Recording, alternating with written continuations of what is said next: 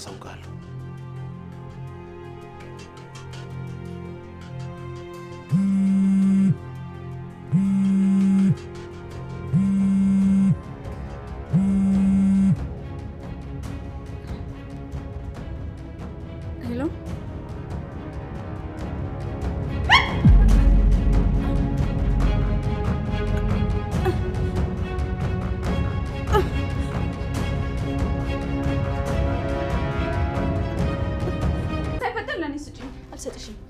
ፈጣኑን ችግር አብረን እናያለን በመጣት ያለብሽ ሁላ ጥሪ ከዛም እንደምታረጊ ልሽ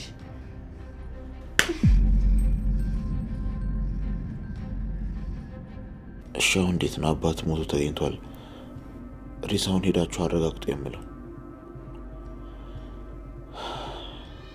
ቤሉል መጎዳት የለበትም ባይሆን ወይዘሮ ሄለን ለቀሪ ህይወትሽ ምን እንደሚወጥሽና ምን ውስጥ እንደምትገቢ አይሻለሁ መሲ ስልኳ ላይ በተላከላት ፎቶና ባየችው ነገር ደነገጠች ጭራሽ ይሆናል ብላ ያልጠበቀችው ነገር ብዙ ሚስጥሯን ሁሉ ስትነግረው የነበረ ይወደኛል አግኝቼው በተዋወቅኩት እያለች ስትጓጓለት የነበረው ሰው እዚህ ቤት በጣም የምትጠላውና ከሄለን ጋር ሲጃጃል የነበረ ሰው እንደሆነ ስታውቅ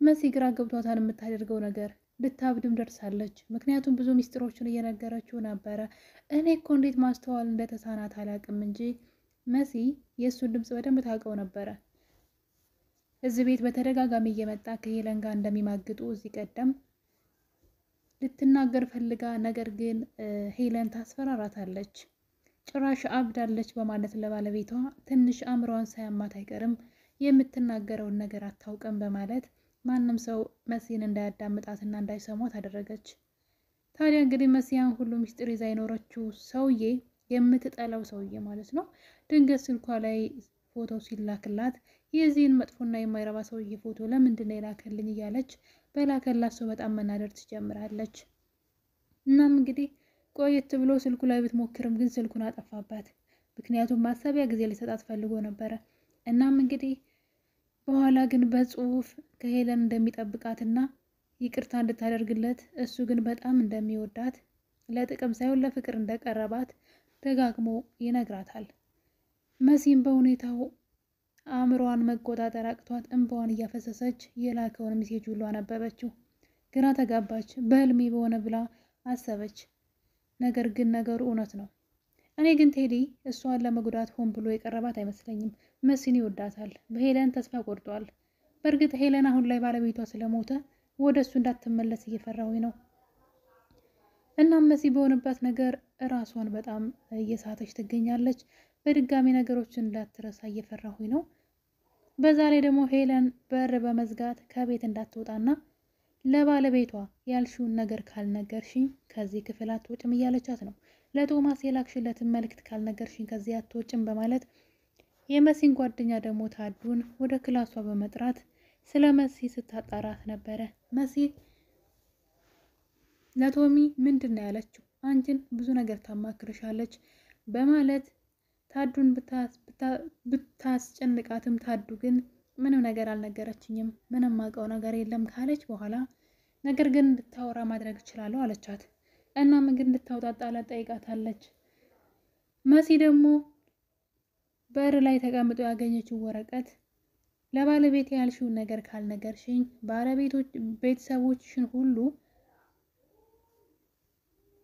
አጠፋልሻለሁ እህትሽ ወንድምሽ እናትሽ ስለዚህ ያልሽውን ሁሉ ለኔ ትነግረኛለሽ በማለት ሄለን መሲን እያስፈራራቻት ትገኛለች በዛ በኩል ደግሞ ቴዲ ሄለን የምታደርገውን ነገር ሁሉ እኔን ሳታማክር ምንም ነገር አታደርግም ስለዚህ ከሷኔ እጠብቅሻለሁኝ እሱ ብቻ አይደለም እኔና አንቺ እጅ ለእጅ ተያይዘን ሄለንን እንጋፈጣት እያላት ይገኛል በሌላ በኩል ደግሞ ቤሉል ኑናያትን አይኑን በጣም ጥሎባታል በጣምም ወዷታል በርግጥ ከመጀመሪያውም አባቱ የሆነ ነገር ሳይለው አይቀርም ኑናያትን ለሱ እንዳጨለትና ለወደፊት ሚስቱ እንድትሆን እንደነገረው እዚህ ጋር መረዳት እንችላለን ቤሉል ኑናያትን ያያት ቀን ነበር ገና ከውጭ ሲመጣ ነበር አይኑ ያረፈበትና በፍቅር አይን ሲያያት ነበር እነዚህ ቀደም የሆነ ነገር ያወሩና የሚተዋወቁ ነበር የሚመስሉት። ኑንያት ደግሞ እሱን በጣም የወደደችው ትመስላለች። በሚሄድበት ሁሉ አይኗ ይንከራተታል። ነገር ግን ወንድሟ አስፈራራት። ሁለተኛ ከዚህ ልጅ ጋር እንዳለሽ በማለት ከሱ ራቂ፣ ክብርሽን ጠብቂ፣ ወዮልሽ በማለት እንግዲህ ወንድሟ ደግሞ አስጠንቅቋታል። ነገር ግን እሷ ውስጧ የሚፈልገው ይመስለኛል።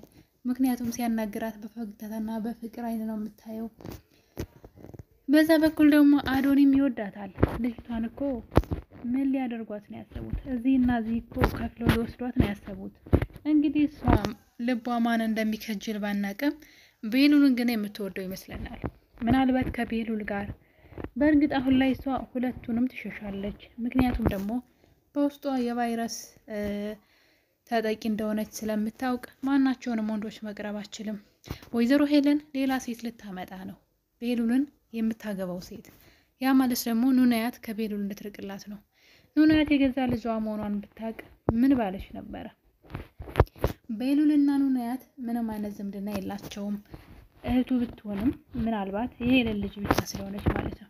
ቴዲ ደግሞ በፍጹም መሲን አይጎዳትም። ምክንያቱም ደግሞ ኑንያት የሱ ልጅ ናት፣ የልጁ እህት ናት። እናም በፍጹም መሲን አይጎዳትም። እንደውም ሄለንም በጣም ብዙ ነገር ስለበደለችው እሷን ሊበቀላት ይችላል ብዬ አስባለሁ። ስለዚህ እሱን ማድረግ የሚችለው ደግሞ ከመሲ ጋር ጓደኛ ሲሆንና በዛውም እዛ ቤት መግባት ሲችል ነው። በሌላ በኩል ደግሞ ናሆም ወደ ቤት ይመጣና ከሆስፒታል ሂደው የቶማስን ሬሳ እንዲያረጋግጡ መንገር ፈልጎ ነበረ። ነገር ግን በጣም ስለፈራ ዝም ብሎ ነገሩን ሳይነግራቸው ሸፋፍኖ ሄዷል። እንደውም በሀሳቡ ለኤልሹ ይህን ነገር ይነግራት ፈለገና ወደ ክላሷ በመሄድ አባቷ እንደሞተና እንዲሁም ሆስፒታል ሄደው እንዲያረጋግጡ ከነገራት በኋላ ኤልሹ ስታብዳያት። እናም በመጨረሻ ራሷን ስታስተዋውቅ ስላየ ሀሳቡን ይተውና ትቶት ለማንም ሳይነግራቸው ቢሄድም ወደ ወይዘሮ ሄለን ስልክ ተደውሎ ባለቤቷ እንደሞተ ተነግሯታል። ግራ ገብቶኛል። እኔ እዚህ ነገር ላይ የሄለን እጅ ያለበት ይመስለኛል። ሄለን እያስመሰለች ይሆን? ምክንያቱም እዚህ ቀደም ልትገለው ትፈልግ ነበር። አሁን ደግሞ እየባሰ። ምክንያቱም ልጁ ኑንያትን እንዲያገባ ሰውየው እንደሚፈልግ ስላወቀች ሰውየው ልታጠፋው ትችላለች። ምንም አይነት ገንዘብ በሷ ስም የለም። ገንዘብ ሁሉ ያለው በቤሉል ስም ነው።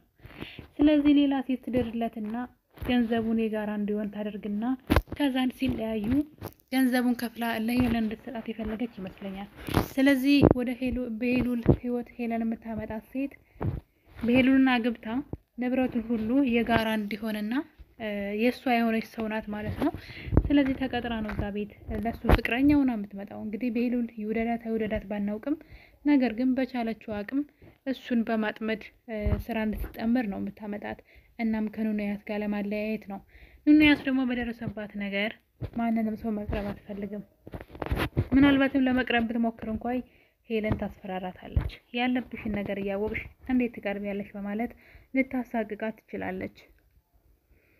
ሌላው ደግሞ ኤልሹ ነች። ኤልሹ ስለ ኑንያት ማወቅ የምትፈልገው ነገር አለ። ያ ከበር ላይ ተጥሎ የነበረው ፖስታ፣ ኑንያትን የሚመለከተው ፖስታ ምንድን ነው እያለች እንቅልፍ ነስቷታል። ለዛም እንግዲህ ከእናቷ ክፍል ከአንዴም ሁለቴ በመግባት ለመውሰድ ስትሞክር እናቷ ትደርስባታለች። በአሁኑ ግን ማንም ሰው ስላልነበረ ፖስታውን ወደ ክላሷ በመውሰድ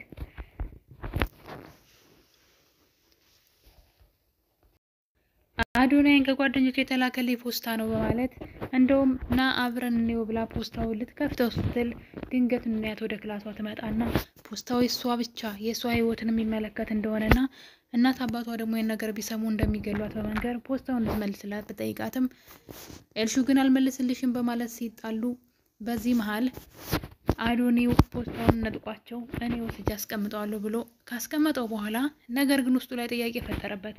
እዛ ፖስታ ውስጥ ምን ቢኖር ነው? ኤልሹ ስለምንድን ነው ለማየት የጓጓችው? ኑንያት ስለምንድን ነው የሚመለከት ብቻ ነው ያለችው? ለምንድን ነው የፈራችው አለ። ስለዚህ ይህንን ፖስታ ማየት አለብኝ እያለ ነው አዶኒ። በእርግጠኝነት አዶኒ ይህን ፖስታ ከፍቶ ማየቱ አይቀርም። እናም ያ ማለት ደግሞ ለኑንያት በጣም መልካም ነው። ይህ ነገር ሁሉም ሰው ጋር ይሰማል ማለት ነው። ልጅቷ በቫይረስ እንደተጠቃች ከታወቀ ወደ ሕክምና ምናልባት በድጋሚ ወስዶ ሊያስመረምሯት ይችላሉ። ያኔ እውነቱ ይወጣል ማለት ነው። ቶማስ ሞተ ማለት አሁን ላይ ብዙ ነገሮች ተዳፍነው ይቀራሉ። ስለዚህ ኑንያትን መንቃት አለባት እንደ እህቷ ብዬ አስባለሁ። ምክንያቱም ወይዘሮ ሄለን ሁሉንም እየብቻ አድርጋ እያሰቃያቸው ትገኛለች። ወይ እርስ በርሳቸው አይረዳዱም። ያችኛዋም ክላሷን ዘግታ ብቻዋን ሚስጥር ይዛ ታለቅሳለች፣ ይችኛዋም እንደዛው። ስለዚህ ቢነጋገሩ መልካም ነው ላለው። በቀጣይ በክፍል 23 እስከምንገናኝ ድረስ ለዛሬውን ይመስል ነበረ። መልካም ጊዜ። ኑሐሚን አርግዛለች የሚል ጥርጣሬዋን ኤደን ለወይዘሮ ዝናሽ ነገረቻት። ወይዘሮ ዝናሽም ነገሩ እውነት መሆኑን አጣርተሽ እንድነግሪ ይፈልጋለሁ፣ እናም እምሰጥሽ ገንዘብ ብዙ ይኖራል በማለት ኤደንን ታግባባታለች። ኤደን ደግሞ ምንም አታስቢ፣ በቅርብ ቀን ሁሉንም እደርስበታለሁ። እና እንግዲህ ኤደን ከራሷ ጋር ስታወራ በቃ ኤርሚ የልጅ አባት ሊሆን ነው እያለች የጠረጠረችውን እርግጠኛ እንደሆነች እያወራች ነበር። ይህንም ተከትላ እንግዲህ ወደ ኑሐሚን ክላስ በመግባት የኑሐሚንን ቁምሳጥን መበርበር ትጀምራለች። እናም እንግዲህ ኑሐሚን ደግሞ የእርግዝና መመርመሪያውን እዛው ቁምሳጥኗ ውስጥ አስቀምጣው ስለነበረ ኤደን ለማግኘት አልተቸገረችም። እናም እንግዲህ ያንን በመውሰድ ወደ ወይዘሮ ዝናሽ ሳሎን ወደ ተቀመጠችበት ቦታ ትሄድና ነገር ግን ወይዘሮ ዝናሽ በሰላም አልተቀበለቻትም ነበር። አንቺም ሆንሽ እናትሽ እዚህ ቤት እንድትወጡልኝ ይፈልጋለሁ፣ እናትሽን ይዘሽ ከዚህ ቤት ውጭልኝ አለቻት። እንዲህ ያለችው ምክንያት ደግሞ ኑሐሚን ነች። ኑሐሚን በረንዳ ላይ ሆና ስለ እርግዝናዋ ለአባቴ እንዴት ብዬ ልንገረው? አሁን ይህን ከሰማ አባቴ ይሞትብኛል፣ ይታመምብኛል፣ ደግሞ ያዝንብኛል።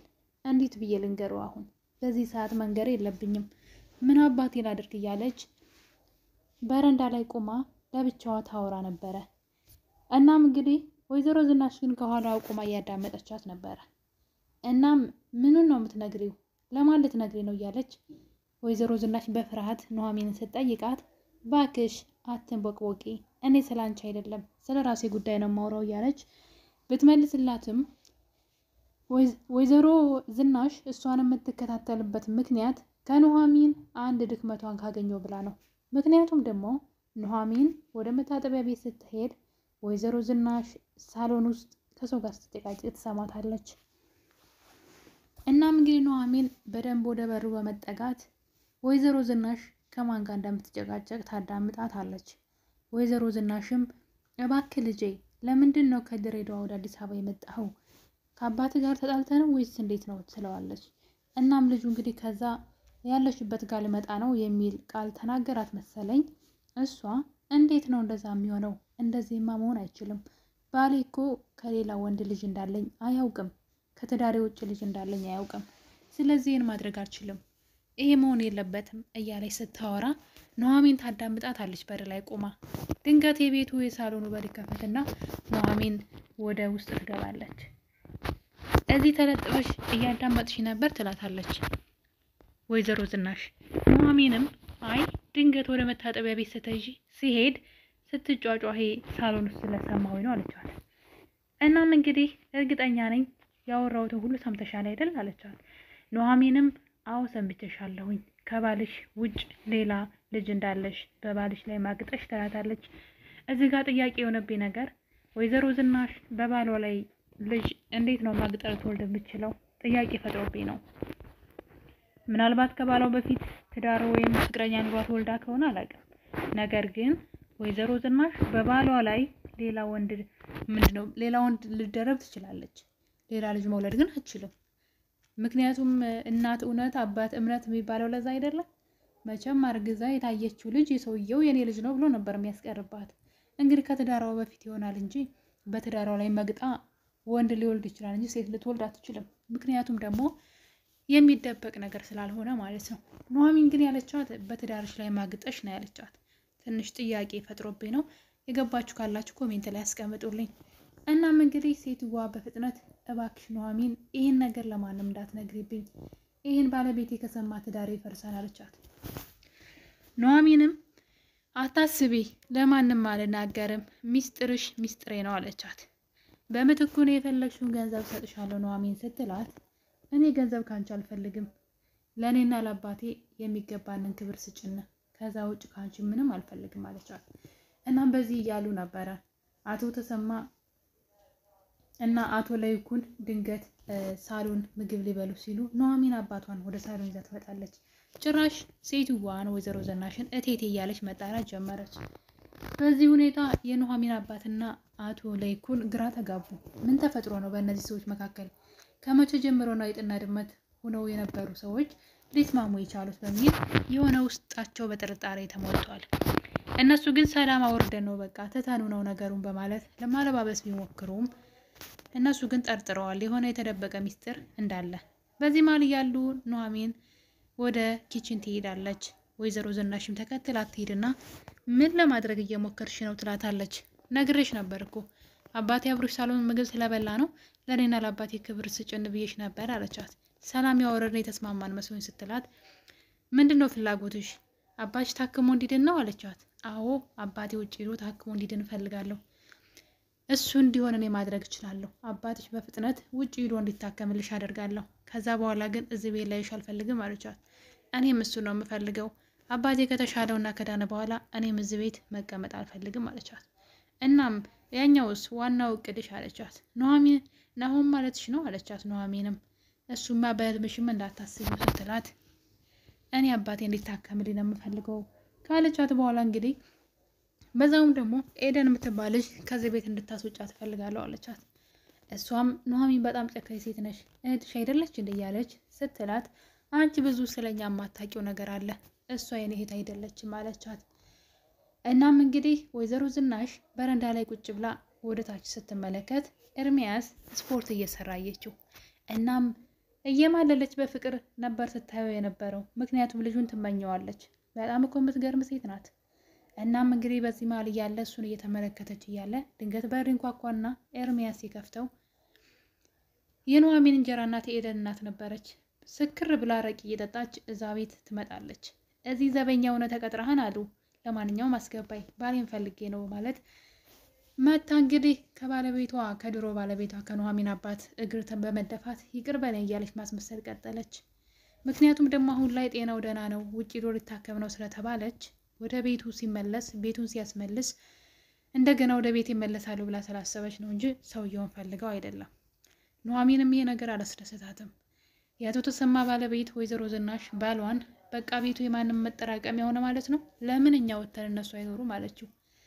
በዚህ መሀል እንግዲህ ኑሐሚን ሄዳ ነይ እናትሽን አስወጪልኝ ከዚህ ቤት አለቻት። ኑሐሚንም የኔ እናት እኮ ሞታለች፣ የለችም በልጅነቴ እኔ እናት አይደለችም የኔ እናት ሳትሆን የኤደን ናት። ስለዚህ ኤደን ጓደኛሽን ከዚህ ቤት እንድታስወጣ ንገሪያት አለቻት።